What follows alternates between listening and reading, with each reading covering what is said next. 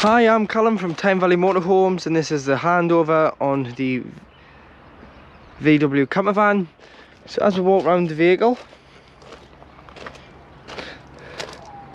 opening the driver's door, you've got your tyre pressures. So find out what tyres they are on, and then you'll be able to find your bar and PSI for your pressures. Also, when we're in here, just in the corner is your bonnet release, which I'll show you when we get to the end of the video.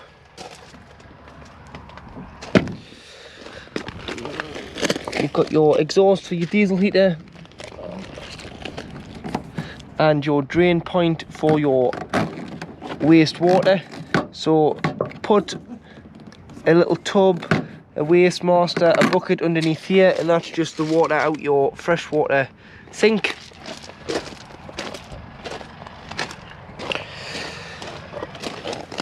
Underneath the bumper you do have your hookup point, so this is where you hook the vehicle up to mains power. So you've got a little cover that goes on here to protect the inside. Take the cover off, get your hookup lead, lift and expose the ends, and then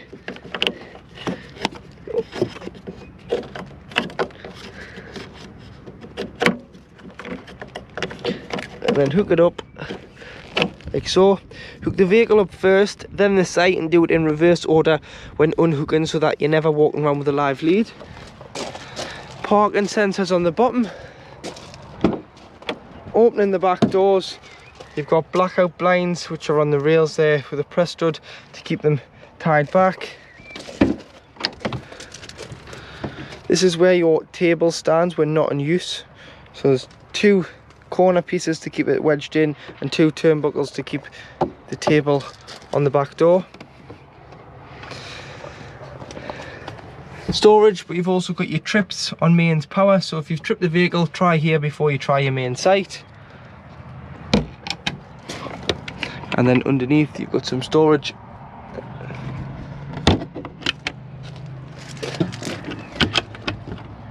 Storage underneath the bed, which you can access from both sides.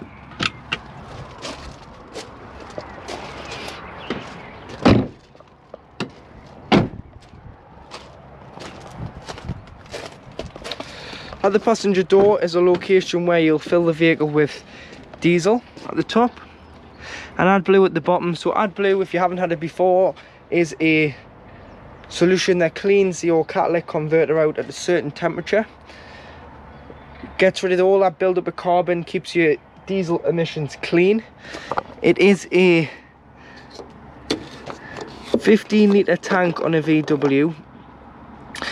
And you can buy it in on the pump for about 150 a litre, or you can buy it in the drums, and it comes in 5 or 10 litre drums to top this up. It'll do around 5,500 mile on a full tank. At 4,000 mile or 4,500 mile, give or take, the light will come on and tell you that it's now time to top up the AdBlue. If you top it up as soon as the light comes on, because if you do allow the limit to go to 0, the engine won't start. So just top it up as soon as the light comes on. You can get yourself to the local petrol station to either buy it on the pump or buy it in the drums. Passenger airbag turns off here with the key should you need to turn it off.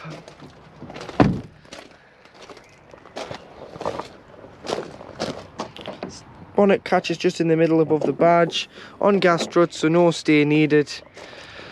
In the back corner you've got your weight plate, so 3.8 is your gross vehicle, 2.8 sorry is your gross vehicle weight. 4.9 is your train weight if you want to put a tow bar on and tow with it, and then you've got a front and back axle weight. Power steering fluid, brake fluid, engine oil dipstick, screen wash, coolant, and then you've got your battery, so you've got your positive and your negative terminal. Should you ever need to give or receive a jump start, this is your engine battery underneath the bonnet. To operate the diesel heater, all you need to do is press the square button in the middle. Press and hold, it'll say starting. You'll hear it kicking in the background there. You adjust your fan speed. And then as you can see there, it's going up in temperature. So you can adjust the temperature just here. and set the temperature of the diesel heater to the temperature of the inside of the vehicle you want from the diesel heater, making sure that you've got a quarter of a tank of diesel or more for this heater to work, because the intake for the heater is a lot higher than the intake for the engine, just to stop you running out of diesel should you be parked up and have the diesel heater on when the vehicle is low on fuel. But don't, make sure you've got a quarter of a tank or more, because you can airlock these systems if you run it with less than quarter of a tank. In the kitchen area, you've got 2 lit gas rings on here, and then to operate your cold water tap you need to turn this little switch on here, which is your water pump. So the one with the red light, little rocker switch, that's your water pump for your cold water tap. You've got your rail for your table to fit onto, which just clips on. But this is your fresh water container. So it's like a jerry can, fill it up with fresh water, your pump's in there, and that is a 10 litre water container. Your gas is in this one, which is in the black metal box at the back. So take the two, turn the 2 lugs, release the front panel off. This is our 907 camping bottle. So what you do is you just need to screw it on. So threaded bottle, threaded regulator, screws together, spin the bottle until it tightens, and then you can turn it on and off here, making sure that you turn it off before you travel, and making sure that you strap the bottle in so that it's secure in the gas cage, and then put your fascia on, which forms a airtight seal, so if the gas was to leak, it'd leak in that box and it'd be safe. Storage underneath the sink. To work your Dometic compressor fridge, it's a 12 volt off your leisure battery, so all you need to do is turn it on, which is this button here, press and hold, turns the system on, and then you've got your temperature this side. So the bigger the dock gets to the bigger snowflake, the colder the fridge is. And remember, when you're not using it, turn it off, take everything out, turn your little catch to vent, clips the door in. The door's not securely fastened and shut, and it allows an air circulation in and out of the fridge to stop the smells from forming in the vehicle by trapping the air in the fridge. Because if you did shut the door, you trap the air and your van will start to smell. Leisure batteries underneath the driver's seat. You've got this little switch here for your lights, and you've got your little reading lights which are individually switched. Storage above for your bits and pieces, making sure you push the catches in to lock the doors before you do start travelling. Some storage up above here.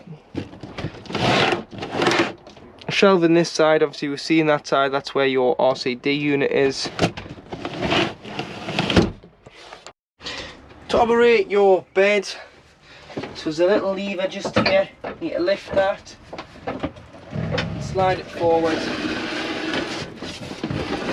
on there, drop it down, push your cushion forward on the front, and there you have your double bed in the vehicle. And to pull it back up, grab the middle, slide it up until it clips into place, and that is the bed back in place. Your second bed is above on the bed board, so when you're not using it, push it up, gives you a lot more headroom. You can pull it down and you've got a mattress on the top. Take your pillows out, you can leave your bedding in, but in the winter when you're not using it, I would take your bedding out. Leave it in the summer if you're using it every other weekend. And then to put the roof down, what you need to do is just put you down here. So you need to pull on these 2 straps. So grab the strap, pull it down, making sure that the bed board's down first. So pull it down so far And then what you want to do is you want to pull the side of the tent in on the pop top. So both sides, so it doesn't get trapped. Pull in, pull the front in, and then pull it down some more. Making sure it's all pulled in, and you can then roll it up, situate it in the front.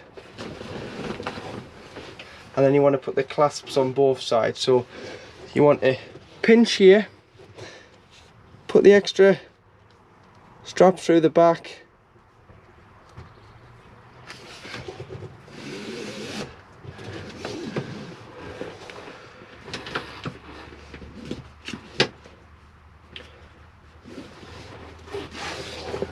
and not on that one, so we'll just get the knot out first.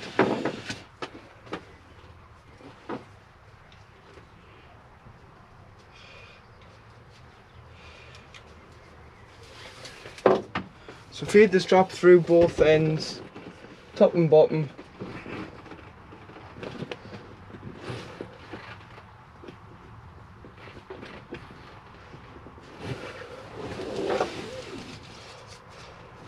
Clasp the end, push your end of your strap through, pull it as tight as you can get it, like so, and then roll the excess strap up. Slot it out the way and do the same on the other side. And then that is, once you've got both straps like that, that is your roof secure. Have a quick look outside, make sure there's no canvas sticking out, and then you're good to go. But it's always best when putting the roof down if you leave the door open, because it allows the air to escape. Doesn't mean that the roof's really heavy, because the air is trapped in the van. In the front of the vehicle, you've got your electric windows on both sides, electric mirror adjustment, so you can adjust right or left mirror, or you can turn it all the way to the top, and they're heated, so if they're wet in the winter or icy, you can clear your view so you can see. Locks and unlocks the doors on an evening. You've got your lights, so off, side lights, headlights, pull it back for the back rear fog light. Make sure you turn these off. Got your headlight adjustment here, and your brightness of your clocks this side when the lights are on. Wipers with trip computer on the end, so you can, on the bottom there's a little button here, so you can scroll through this screen here. So it tells you your range, your consumption, your average your instant consumption, which it'll not tell you because we're not driving, we're not moving. Travelling time, speed warning, oil temperature, which it'll tell you once the engine's warm, average speed and distance travelled. AdBlue range level there, so it's telling you your minimum and maximum refill.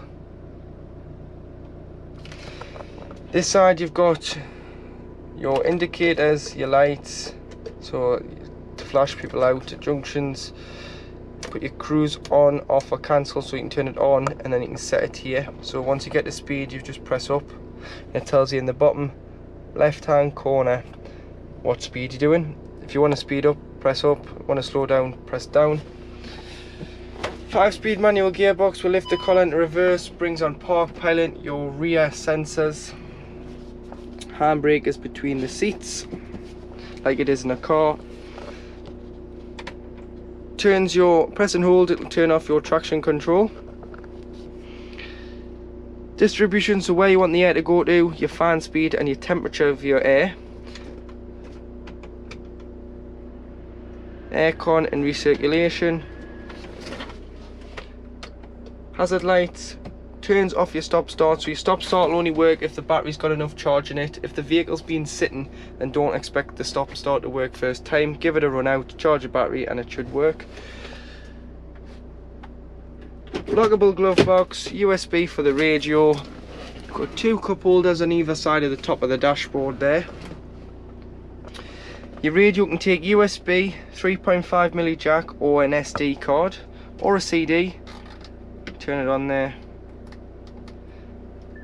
FM, AM, DAB. Press 1 to 4 to save your favourite channels, and you can scroll through them here. There's a list of all the local stations, and you can refresh there. Media is obviously USB, CD, SD card, 3.5mm jack, whatever's available, it'll take as media. Or you can go to your phone, go to the settings in the bottom corner, Bluetooth, find devices. You want to find VW on your phone. Once you find it, it'll ask you to pair on here, and then it'll ask you if you want to download your contacts. Just press allow, download your contacts, and it'll download all your phone book into the radio, so whoever rings you and is saved as a name, it'll come up instead of just a number. And then finally, to black the carb out, we've got some silver screens, so you'll be able to black your windscreen out by slotting it over the doors and over side. Lift your wipers, pop your wipers on the top. It's great for on an evening, but it's also great in the summer because it deflects the heat from making the van really warm.